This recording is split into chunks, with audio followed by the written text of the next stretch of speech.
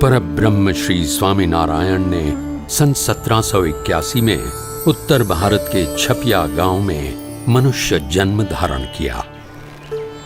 छपिया और अयोध्या की भूमि को दिव्य बाल चरित्रों से पावन करके वे नीलकंठ वर्णी के रूप में निकल पड़े अपने मौलिक दर्शन से विश्व के असंख्य जीवों का कल्याण करने हेतु एक कल्याण यात्रा पर।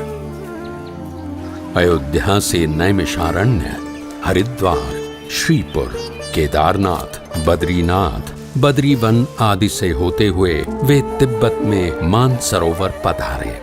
वहां से गंगोत्री, वंशीपुर आदि से आगे नेपाल में काली गंडकी नदी के किनारे आरोहण करते हुए मुक्तिनाथ जाकर उन्होंने तपश्चर्या की। मुक्तिनाथ से बुटोल नगर आदि स्थानों से होते हुए गोपाल योगी को आत्यंतिक मुक्ति का मार्ग दिखाकर नीलकंठ वर्णी वहां से पूर्व दिशा में आगे बढ़ चले पोखरा की ओर।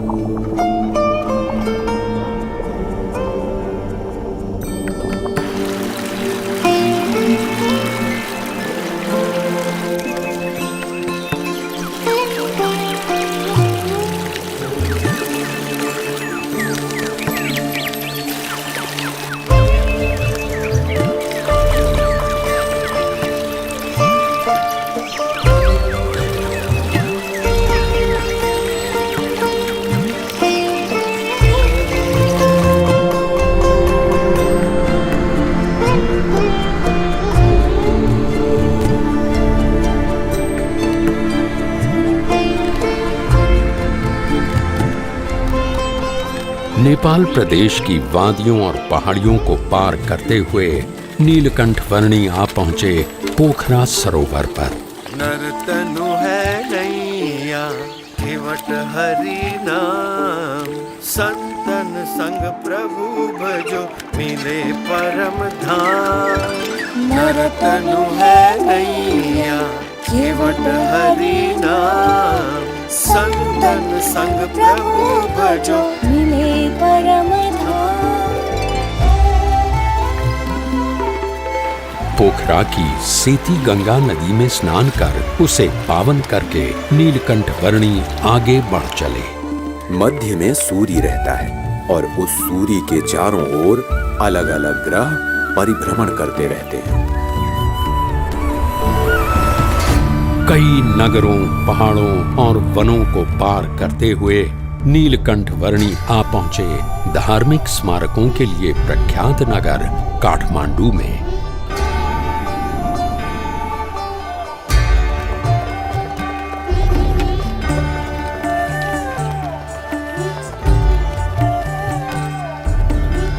काठमांडू में नीलकंठ वर्णी ने पशुपतिनाथ मंदिर के दर्शन किए और वे बागमती नदी के घाट पर भी पधारे।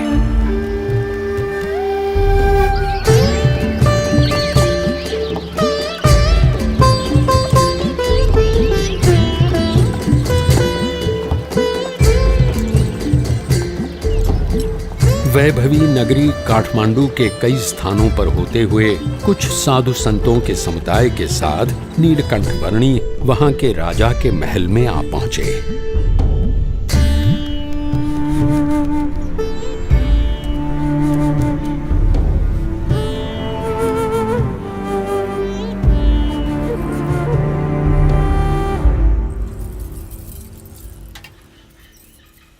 यहाँ उपस्थित सभी लोग ध्यान से सुनिए। हमारे राजा जी को कुछ असाध्य रोग हुआ है, जिससे उनके पेट का दर्द मिट ही नहीं रहा है। यदि किसी को भी इस रोग और उसके निवारण की जानकारी हो तो वो बताएं और हमारे राजा जी का इलाज करें और उचित इनाम भी पाएं। बटुक वर्णी जी, आपके पास भी इस रोग का कोई इलाज हो तो अवश्य बताना। मेरे पास तो जन्म मरण के रोग का इलाज है।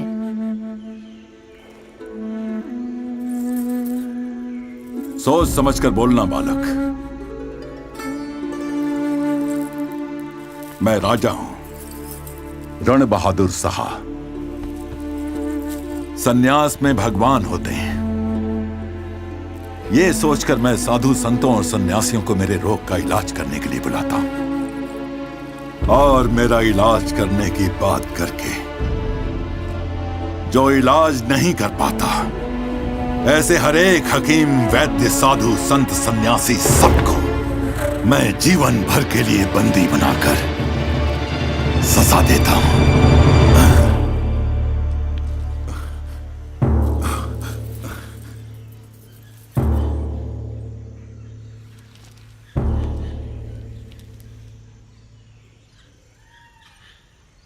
वही तो आप भूल कर बैठते हैं राजन। अपने कर्मों की सजा दूसरों को देकर इस जन्म में या पिछले जन्मों में आपने स्वयं जो बुरे कर्म किए हैं, उनके फलस्वरूप आपको ये रोग मिला हुआ है। ऐसी बातें मेरे मुंह पे कर रहे हो? तुम्हें डर नहीं लगता? सत्य बात को सुचारू रूप से कहने में डर कैसा राजन? अभी भी आप निर्दोष लोगों को दंड देकर अधिक बुरे कर्मों का संचय ही कर रहे हैं, जिनके फल भी आपको भुगतने पड़ेंगे।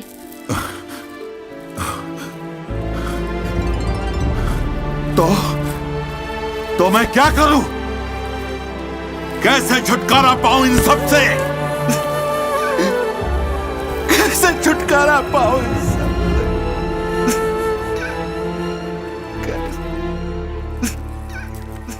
जो भी दुख आए उसे अपना प्रारब्ध और अपने कर्मों का फल समझकर और परमात्मा की इच्छा समझकर अपना लो। अपनी भूलों का पश्चाताप करके और परमात्मा को प्रार्थना करके प्रायश्चित करने से दुख का निवारण हो सकता है। परमात्मा को तो मैं नहीं जानता, पर मैं आपसे प्रार्थना करता हूं कि आप मुझे इन दुखों से उबार लें। आप जो कहेंगे वो मैं करूंगा।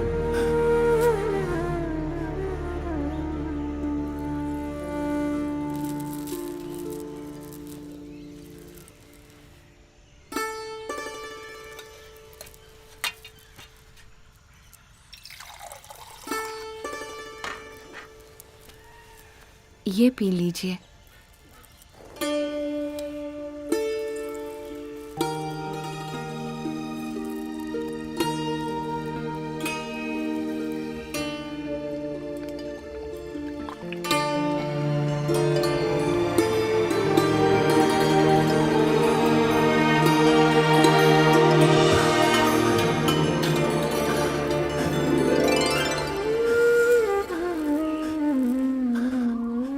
ऐसी राहत की अनुभूति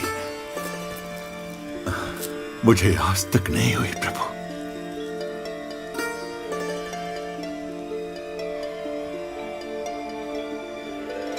बताइए, मैं आपके लिए क्या कर सकता हूं? मुझे कुछ नहीं चाहिए, बस जिन निर्दोष लोगों को आपने बंदी बनाकर रखा हुआ है, उन सबको छोड़ दीजिए। जैसा आप कहें प्रभु।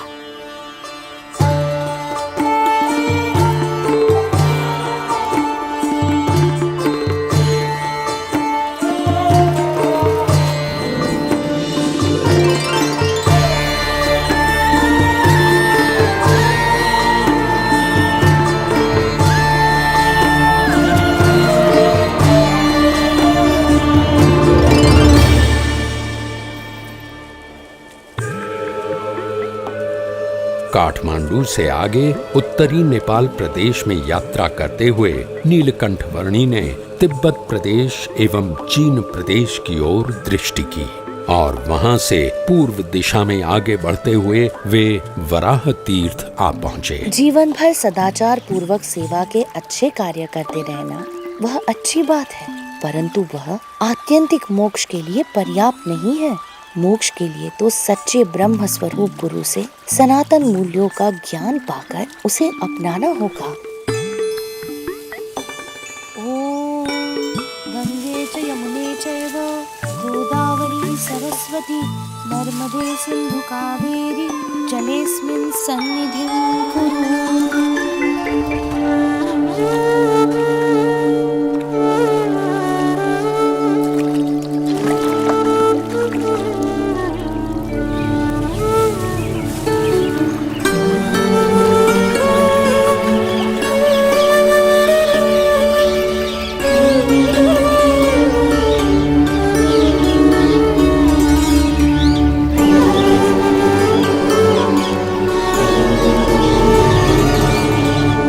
अपनी कल्याण यात्रा से नेपाल प्रदेश को पावन करने के पश्चात नीलकंठ वर्णी उत्तर पूर्वी भारत के असम प्रदेश में सिरपुर, परशुराम कुंड आदि स्थानों में पधारे और वहां से आगे असम प्रदेश में नीलकंठ वर्णी के स्वागत के लिए मानो ब्रह्मपुत्र नदी के नीर तत्पर थे।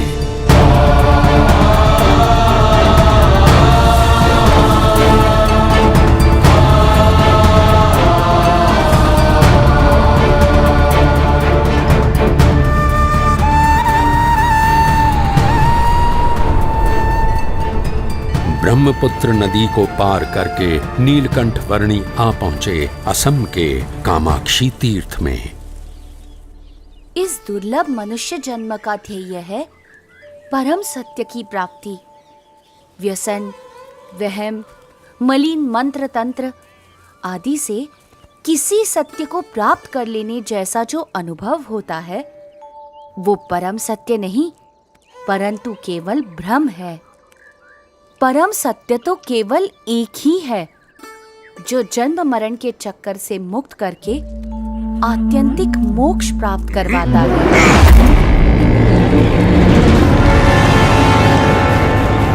ए बच्चे, क्या सुख दुख की बातें बना रहा है तू? हाँ?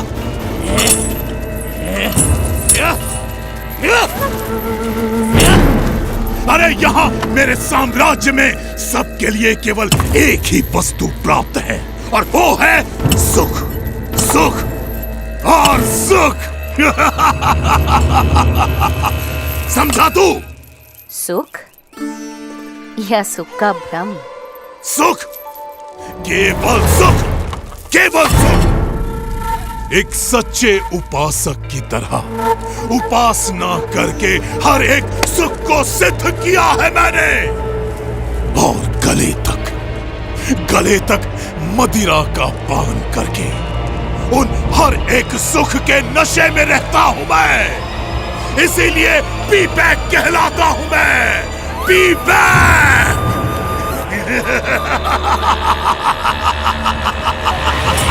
P back. अपने प्रपंच से लोगों को डरा धमकाकर स्वयं सुखी रहना वो सिद्धि नहीं परंतु विकृति है विवेक। अपनी सिद्धियों का उपयोग सबके सुख के लिए करना चाहिए, दुख के लिए नहीं। अरे वाह, ये छोटे गुरुजी तो ज्ञानोपदेश भी देते हैं। महाज्ञानी है गुरुजी। पर अभी गुरुजी को पता चल जाएगा कि मेरी शक्तियों के सामने उनका ज्ञान कैसे हवा में फुर्र हो जाता है।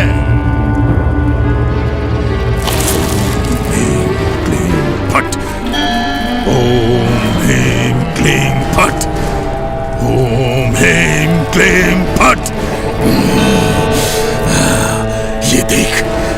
ये देख मेरी शक्ति छोकरे, ये देख।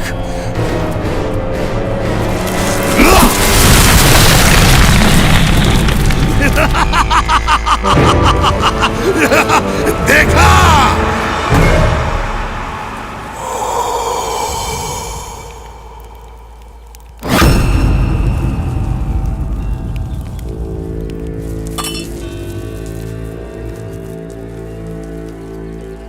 घबराइए मत, परमात्मा की दिव्य शक्ति पर भरोसा रखिए। उनका दृढ़ आश्रय रखिए, तो इसकी मलिन विद्या की शक्ति अपने आप असमर्थ हो जाएगी, आपको कुछ भी नहीं कर पाएगी। ए छोकरे, मेरे शिष्यों को मेरे ही विरुद्ध भड़का रहा है तू? भड़का नहीं रहा हूं, पर जगा रहा हूं, क्योंकि इस बेचारे वृक्ष की तरह ये सब भी निर्दोष हैं। अरे, तू उनकी छोड़ और अपनी सोच। तुम भी तो अपनी सोचो पिबेक।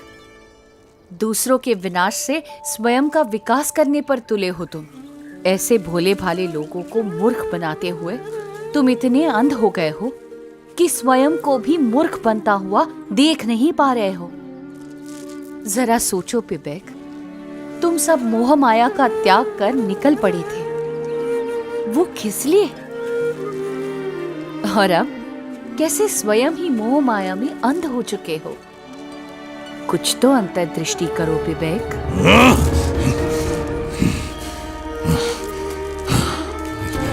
इसे कैसे पता? वैसे मेरी भूल तो है, लेकिन नहीं, ये बकवास कर रहा है।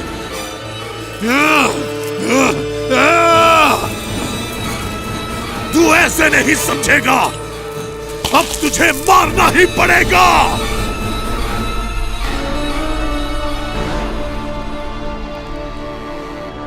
परमात्मा की काल शक्ति के सिवा कोई किसी को मार नहीं सकता। अरे, तुझे मारने के लिए तो मेरी शक्ति ही काफी है।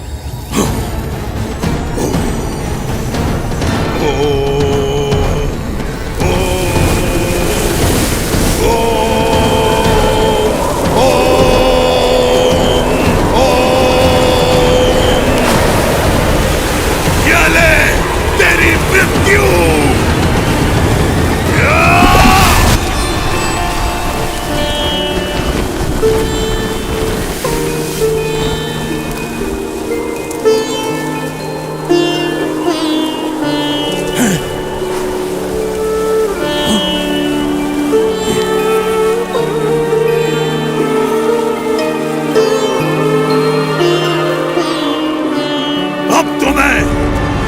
परम शक्तियों का आह्वान करूंगा और तुझे मार के ही दम लूंगा।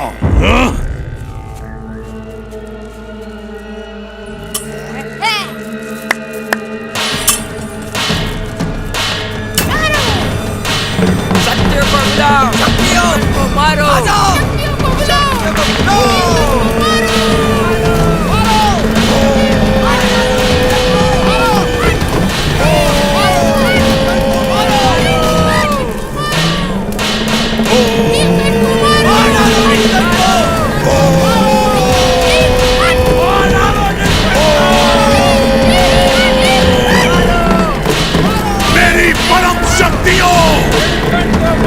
मैं आप सबका आह्वान करता हूँ, इस लड़के को खत्म कर दो, मार डालो इसे।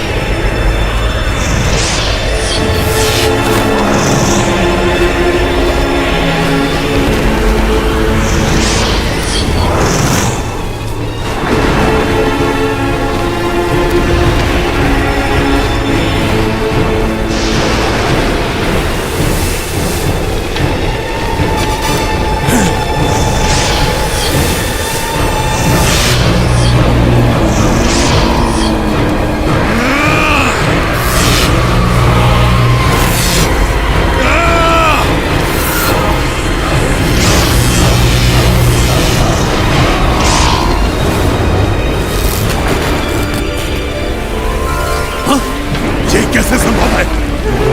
भीम क्लीम फट, ओम भीम क्लीम फट।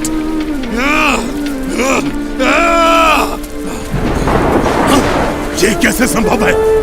ये क्या हो रहा है? मेरी शक्तियां काम क्यों नहीं कर रही हैं?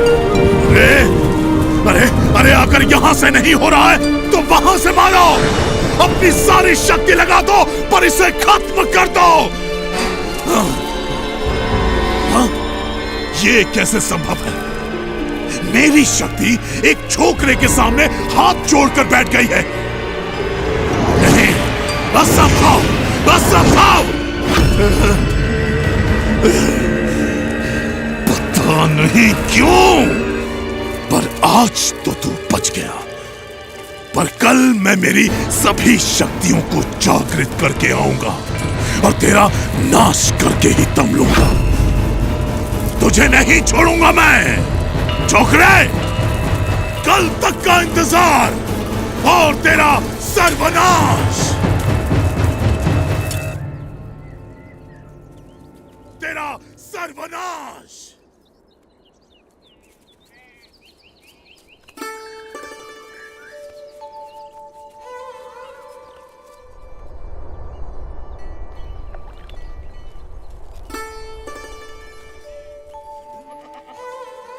धर्म का आचरण छोड़कर अधर्म का आचरण करने के लिए बहाने तो 1000 मिल जाते हैं, पर यदि दृढ़ता से धर्म के मार्ग पर चलते रहेंगे तो माइक आकर्षणों पर गिरने से बच जाएंगे, अधर्म से बच जाएंगे।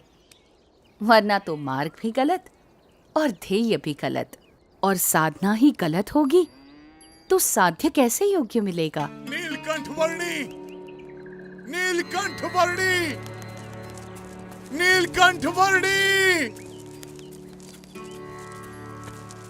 नीलकंठ वर्णी, क्षमा कर दीजिए मुझे, मैंने बहुत बड़ी भूल की है। अरे पीबेक, गुरुदेव, मुझे क्षमा कर दीजिए गुरुदेव, और मुझे अपना शिष्य स्वीकार कर लीजिए। कल रात को मैंने मेरे सभी आराध्यों का फिर से आह्वान किया और उनसे कहा कि वे आपका नाश कर दें, तो उन्होंने तो मुझे ही बहुत मारा, पटक पटक कर धो दिया मुझे। और उन्होंने कहा कि आप तो सबके स्वामी, सर्वोपरि परमात्मा है। मुझे क्षमा कर दीजिए प्रभु, मुझे क्षमा कर दीजिए।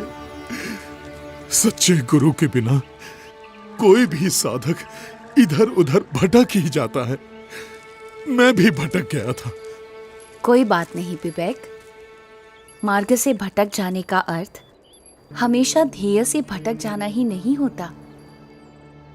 तुम्हारे पूर्व जन्मों की भूलों को तुम अज्ञान के कारण भूल गए हो, वैसे ही इस जन्म की भूलों को ज्ञान से भुला दो और अभी से एक अच्छे जीवन की शुरुआत कर दो। जी गुरुदेव, गुरुदेव, मैंने बहुत भूल की है। अब आप ही मेरा मार्गदर्शन कीजिए। जरूर विवेक, गुरु तो सही मार्ग दिखाने का प्रयास करता ही है, पर उस मार्ग पर चलना वो तो साधक का ही काम है। बस अब तुम एक सच्चे साधक को शोभा दे वैसा जीवन जियो।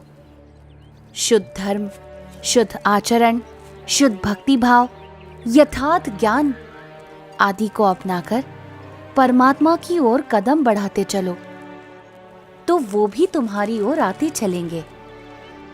तुम्हारे पुराने संसार की रचना तुम ही ने की थी और तुम्हारे नए संसार की रचना भी तुम ही करो।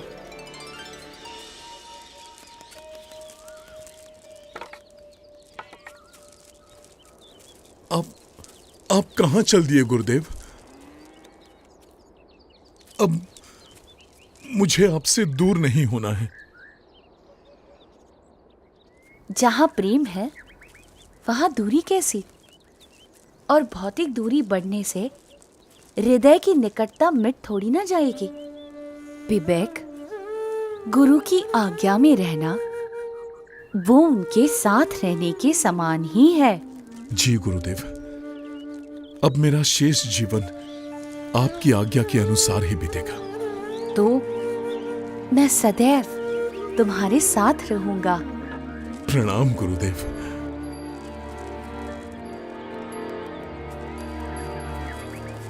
प्रणाम नीलकंठ वर्णी।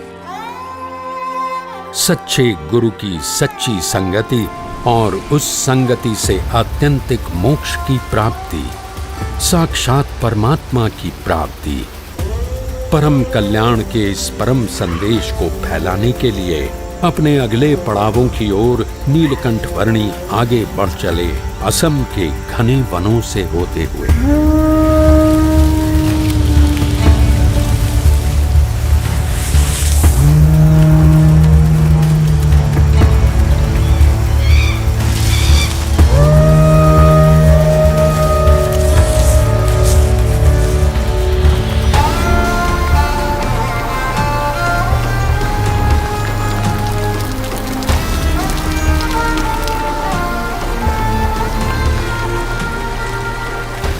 दक्षिणी असम के पर्वतीय प्रदेश को लांघते हुए चटगांव जिले के आसपास कहीं पर नीलकंठ वर्णी आ पहुंचे, एक दैवी अप्रकट सी नौलखा पर्वत की साधना भूमि पर।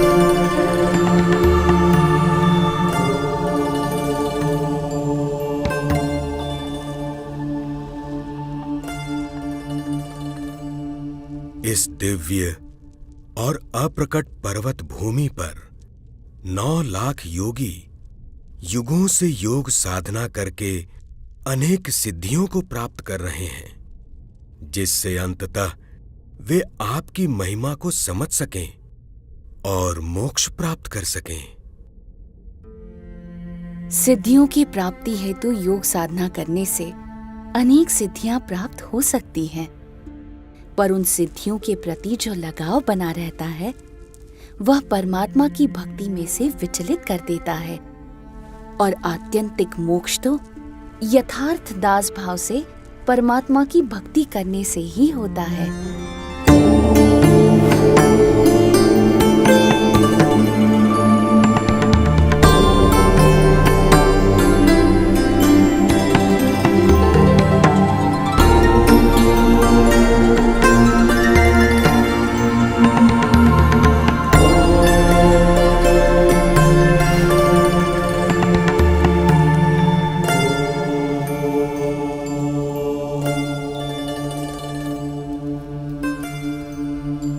दिनों के आपके प्रत्यक्ष योग से हमारा अज्ञान नाश हो रहा है। हम अपने प्राणों को षट चक्रों में प्रसारित करके किसी भी सिद्धि को प्राप्त कर लें, उससे भी अधिक यह है कि हम हर प्रकार से आप जो परमात्मा हैं उनमें जुड़ जाएं। कृपा करके हमें आपकी भक्ति का अधिकार दें और आपके स्वरूप में जोड़ दें। आप सभी का आत्यंतिक मोक्ष के मार्ग पर प्रयाण हो।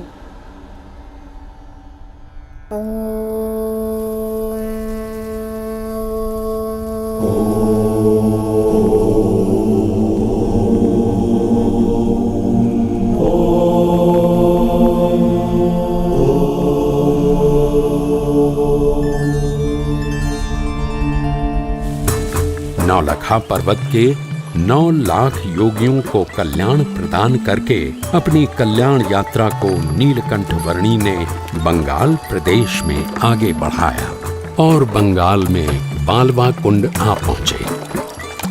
कुछ दिन बालवा कुंड प्रदेश में बिताकर नीलकंठ वर्णी ने अपनी कल्याण यात्रा को आगे बढ़ाया सुंदरवन के प्रदेश में।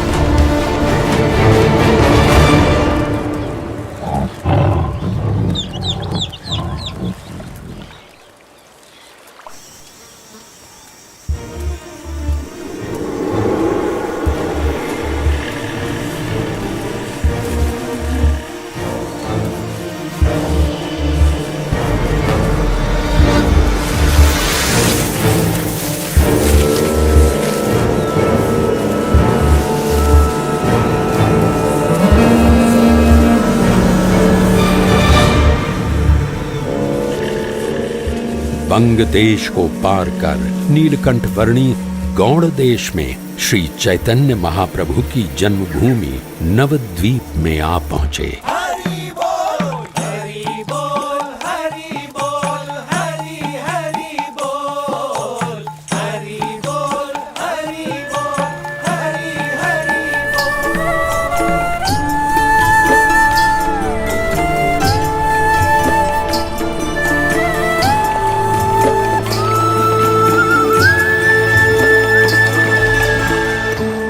गंगा और सागर का जहां मिलन होता है, उस पवित्र तीर्थ गंगा सागर की ओर नीलकंठ वर्णी बढ़ चले।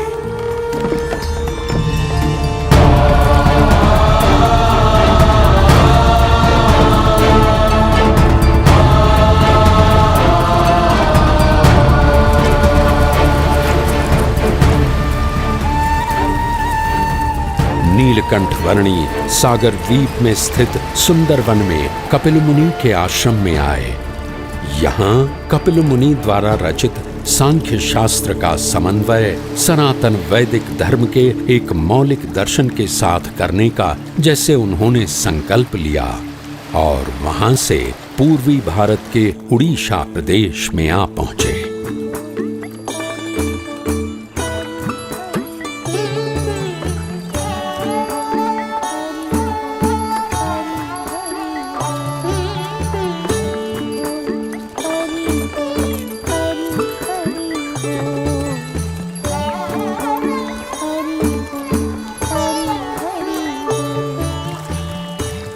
इस उड़ीसा प्रदेश के एक छोटे से गांव में मानो कोई नीलकंठ वर्णी की प्रतीक्षा में था।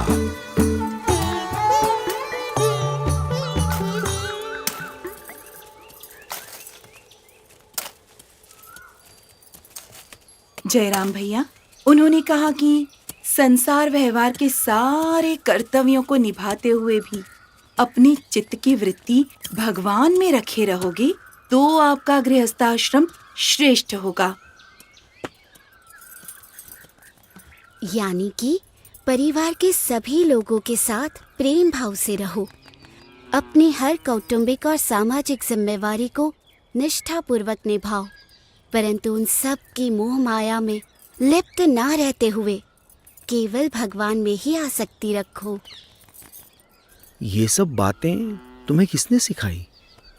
बाल योगी नीलकंठ वर्णी ने पिताजी। वे सन्यासी बाबा के मंदिर में ऐसा उपदेश दे रहे थे। तो तुम दोनों उन्हें हमारे यहाँ लेकर क्यों नहीं आई? पर माँ, उन्होंने तो आँख उठाकर हमारी ओर देखा तक नहीं। तो हम उन्हें कैसे बुला लाते?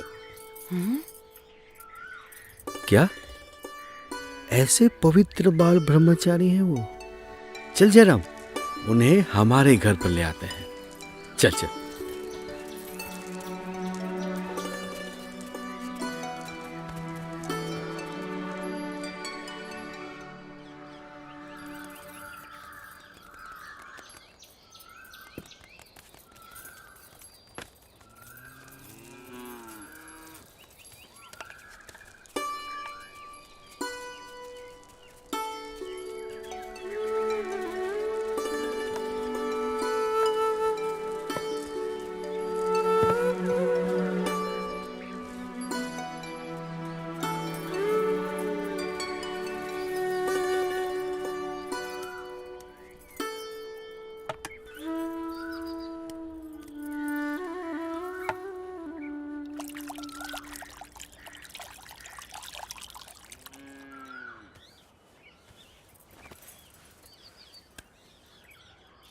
ये कमल ककड़ी लीजिए, ताजी हैं।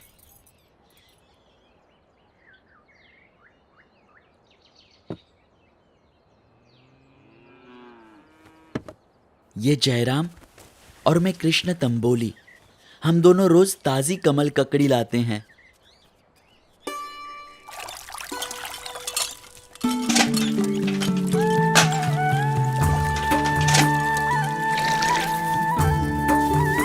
दैनिक दिनचर्या में व्यस्त रहते हुए भी प्रभु भक्ति में लीन रहा जा सकता है और ऐसे निरंतर भक्ति करने से बुद्धि शुद्ध होती है। कलौ कीर्तनात्, कली युग में भजन भक्ति से भगवान का सानिध्य मिलता है।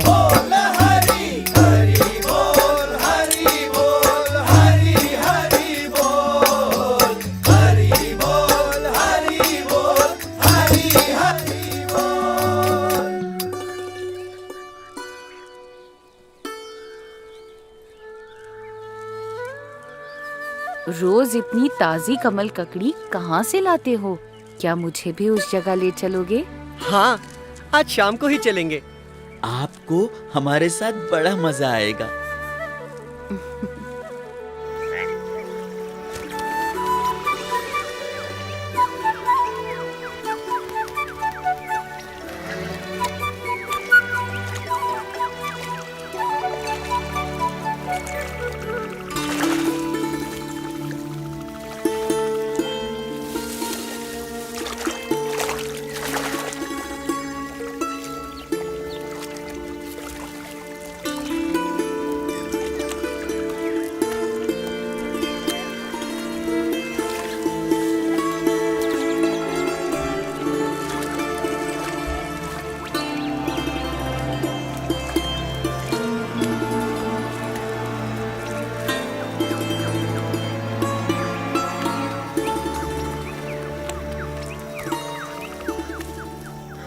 चलो नौका विहार करके उस किनारे तक जाकर वापस आ जाते हैं।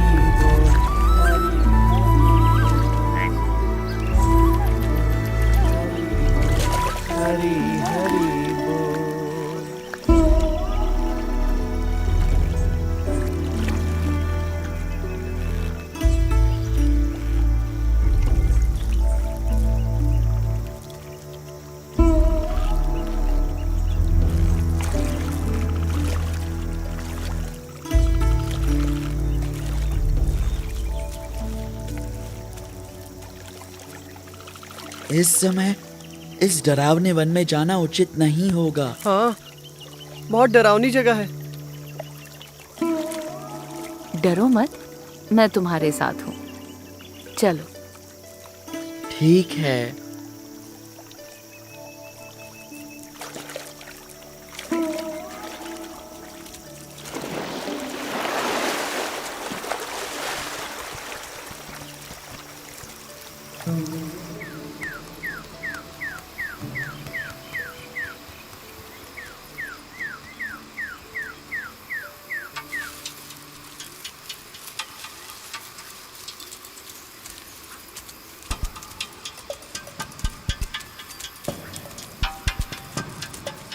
समझ में नहीं आ रहा कि आप कर क्या रहे हैं नीलकंठ वर्णी, और हमें कहाँ ले जा रहे हैं।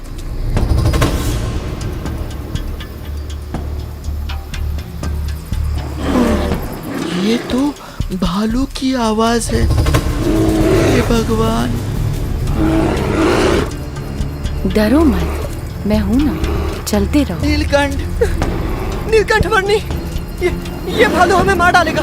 नहीं, कुछ नहीं करेगा। शांत रहो, चिंता मत करो।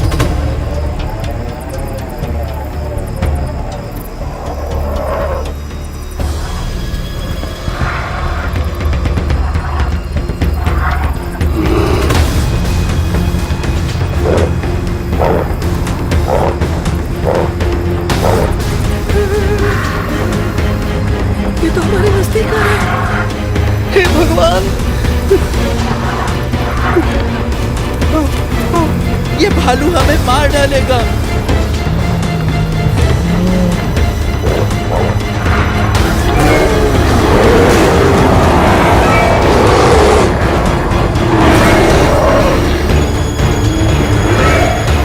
शांत हो जाओ।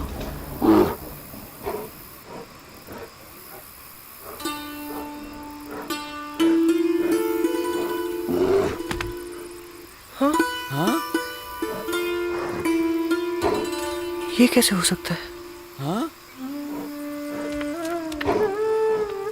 चिंतित मत रहो, तुम्हारा कल्याण अवश्य होगा।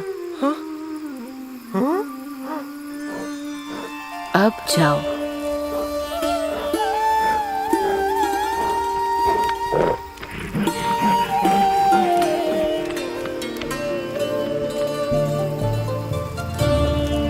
चलो, हो गया। अब वापस घर चलते हैं। हाँ, जल्दी चलो, जल्दी यहाँ से भाग निकलते हैं। जल्दी यहाँ से भाग निकलते हैं। हाँ? भागो भगवान, कहीं वो भालू वापस ना आ जाए।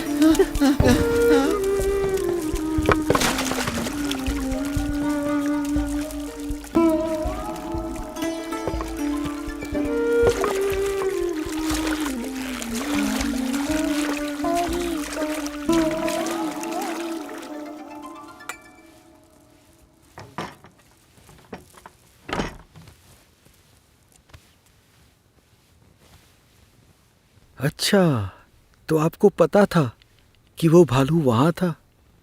हाँ, भगवान के स्वरूप में संशय होने के कारण उसे मोक्ष नहीं मिला था और मोक्ष प्राप्ति के लिए बार बार इसी योनि में जन्म लेता रहता था।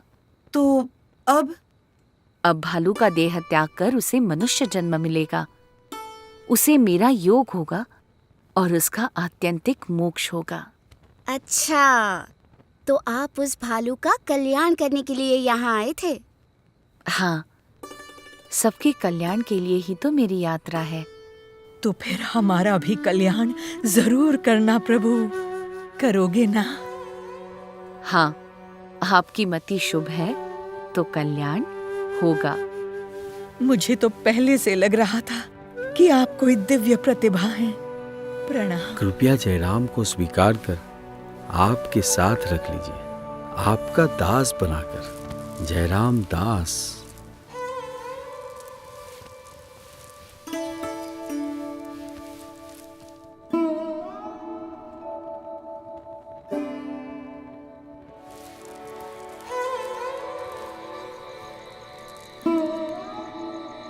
कुछ मुमुक्षुओं को कल्याण के मार्ग पर प्रेरित करने के पश्चात भी उनके साथ ही बस जाना वो नीलकंठ वर्णी की शैली नहीं थी, क्योंकि उनका लक्ष्य था अनंत मुमुक्षुओं के कल्याण के लिए अपनी कल्याण यात्रा को आगे बढ़ाते ही रहना।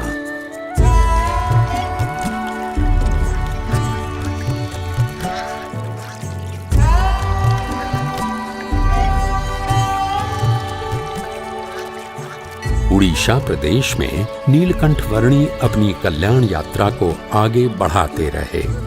मार्ग में सदा व्रतों से जो कुछ भी मिले उससे निर्वाह कर लेते हुए जो कोई भी मिल जाए उसके लिए परम कल्याण का मार्ग प्रशस्त करते हुए और निज स्वरूप के निजानंद में मग्न रहते हुए।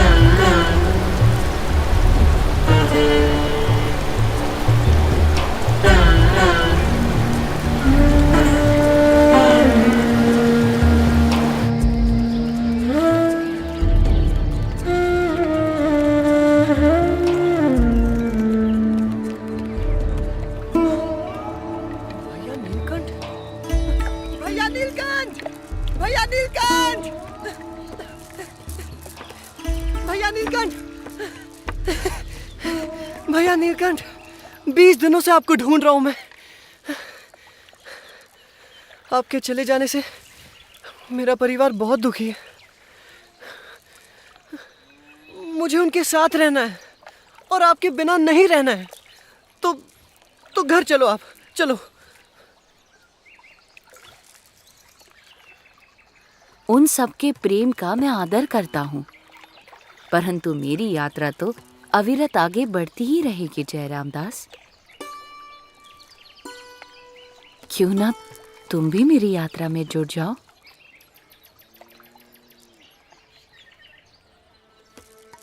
जयराम दास, मैं जानता हूं कि तुम पूर्व के मुमुक्षु जीव हो, इसीलिए कह रहा हूं कि संसार के नाशवंत और माइक संबंधों को छोड़ दो और उसे पकड़ लो जो माया से परे है।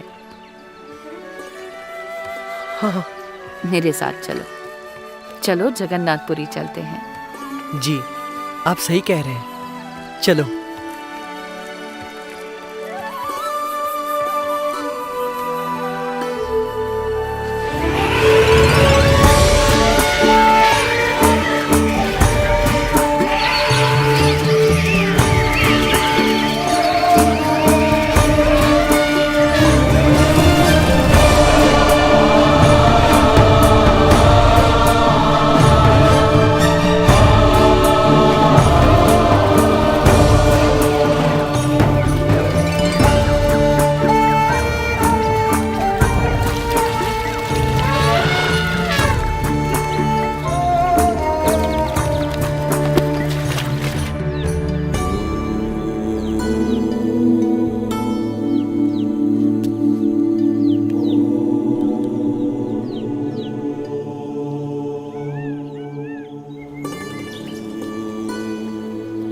आ जाओ, जिसको भी भुवनेश्वर जाना है मेरी नाव में बैठकर जा सकता है। अरे भाई, नाव का किराया थोड़ा कम नहीं करूंगा, दूसरे के पास चले जाओ। ठीक है, तो फिर हम दूसरी नाव में भुवनेश्वर जाएंगे।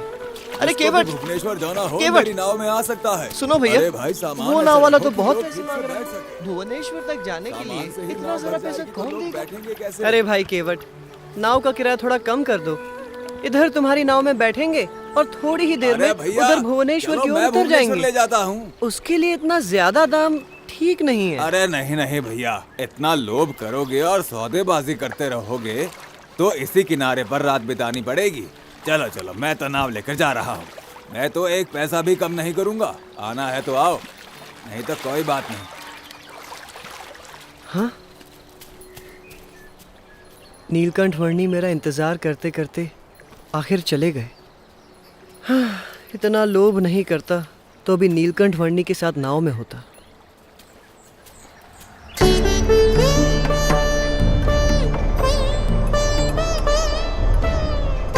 उड़ीसा के भुवनेश्वर का लिंगराज मंदिर नीलकंठ वर्णी की यात्रा का अगला पड़ाव बना।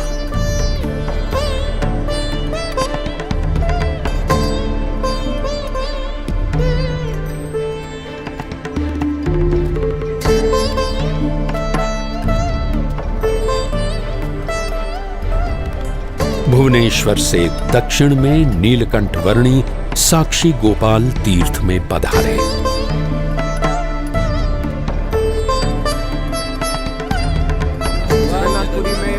सबसे बढ़िया जगह है, रहने का प्रबंध हो जाता है। अपनी कल्याण यात्रा को आगे बढ़ाते हुए नीलकंठ वर्णी जगन्नाथपुरी आ पहुंचे। नमस्कार।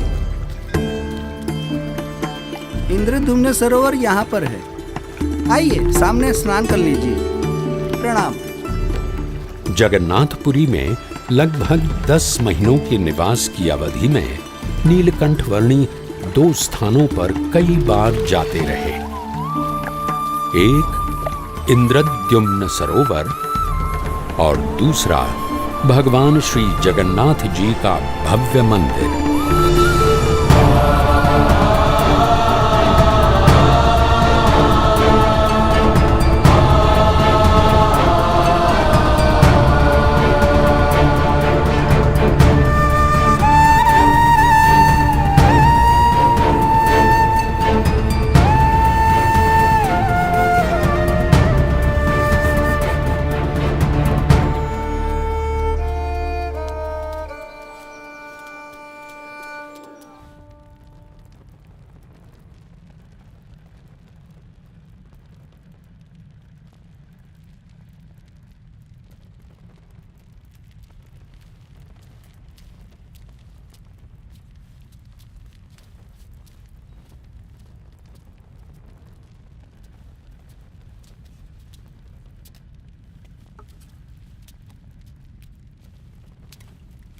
ये लीजिए भगवान जगन्नाथ जी का प्रसाद।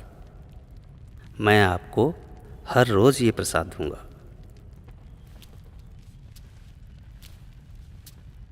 जरूर आते रहिएगा। प्रणाम।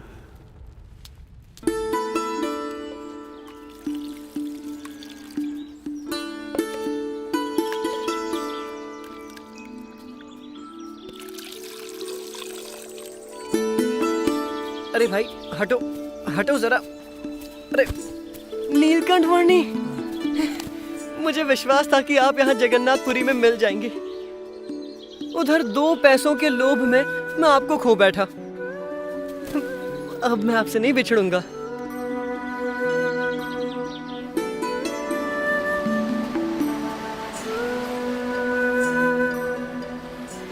जगन्नाथपुरी की भूमि और जगन्नाथपुरी का समुद्र नीलकंठ वर्णी के संग से पावन हो चुके थे, तो फिर जगन्नाथपुरी के राजा कैसे रह जाते।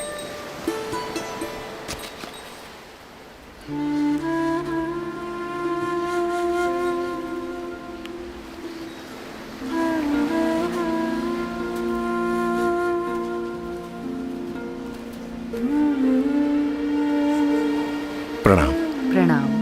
मैं जगन्नाथपुरी का राजा गजपति राजा दिव्य सिंह देव हूँ। जगन्नाथपुरी के मेरे साम्राज्य में आपकी दिव्य प्रतिभा के बारे में मैंने बहुत कुछ सुना है। प्रणाम।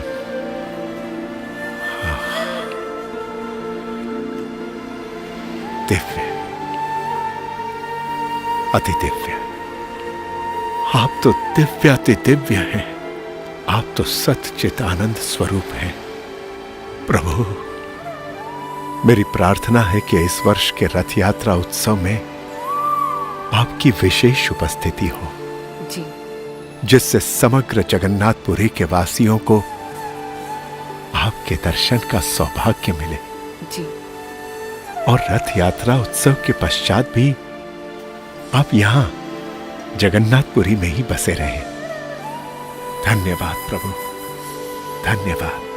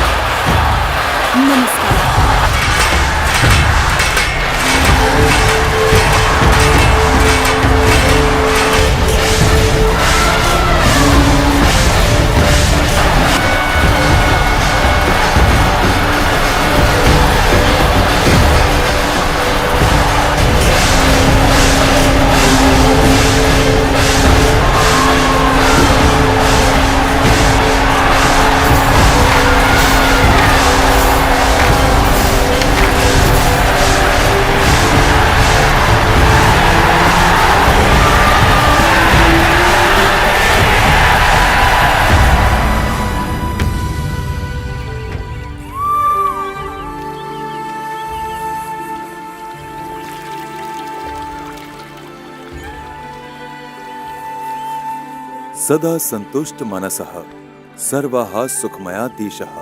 यदि संतोष पूर्वक जीवन जिएंगे तो सुखी रहेंगे।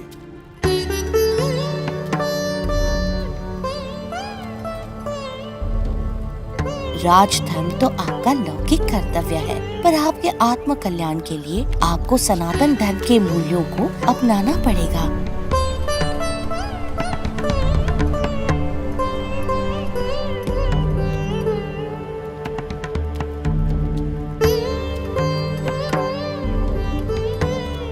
पिछले 10 महीनों में कई बार जगन्नाथ जी के दर्शन आपके साथ किए हैं और आज वैसे दर्शन अंतिम बार किए।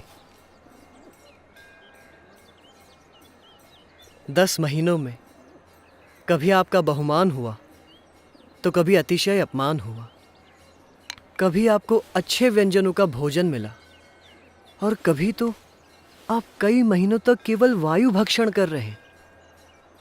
हर परिस्थिति में आप एक समान प्रसन्नता से रहे। मैं तो कई बार बहुत व्यथित हो जाता था, पर आप तो हमेशा स्थित प्रज्ञ। अब आगे हम कहाँ जाएंगे? यहाँ से पश्चिम दिशा में महानदी है, उसी पार करके हम आदिकूर्म, पन्ना नृसिंह, मानसपुर आदि से होते हुए दक्षिण भारत में वेंकटाद्रि चलेंगे। उड़ीसा प्रदेश को लांघते हुए नीलकंठ वर्णी ने अपनी कल्याण यात्रा को आगे बढ़ाया आंध्र प्रदेश में।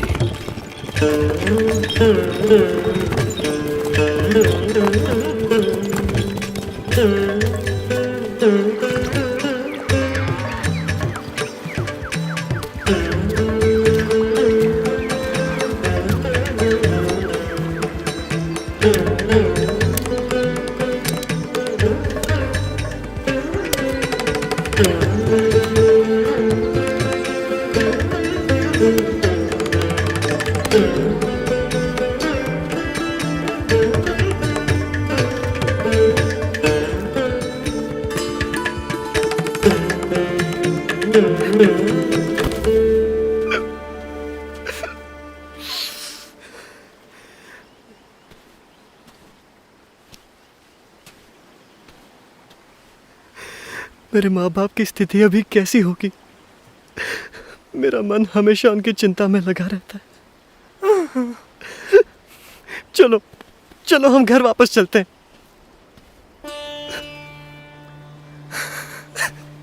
तो फिर मुझे जाने दो। उनके देहांत तक मैं उनकी सेवा करूंगा और बाद में आपके पास आ जाऊंगा। कोई बात नहीं जयराम दास, तुम जा सकते हो। पर मुझे आपसे सन्मुख भी रहना है। उनके प्रति मेरा मोह मुझे आपसे दूर कर रहा है।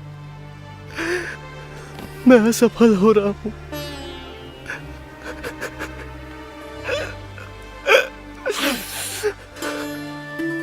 अहम और ममत्व रूपी माया का त्याग करना कोई सरल खेल नहीं है जो तुम ऐसे ही खेल लेते, पर तुमने प्रयास तो किया।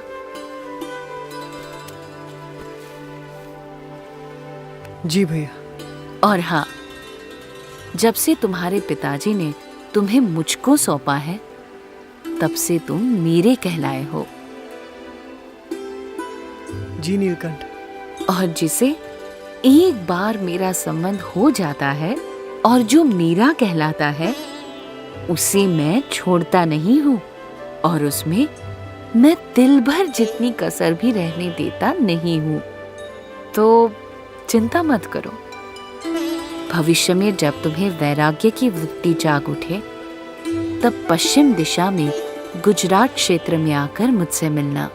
मुझे तुम्हें साधु दीक्षा देकर तुमसे अच्छे कार्य करवाने हैं और तुम्हारा आत्यंतिक मोक्ष भी करना है।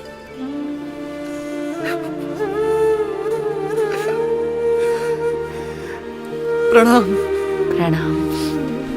मुझे भूलिएगा मत।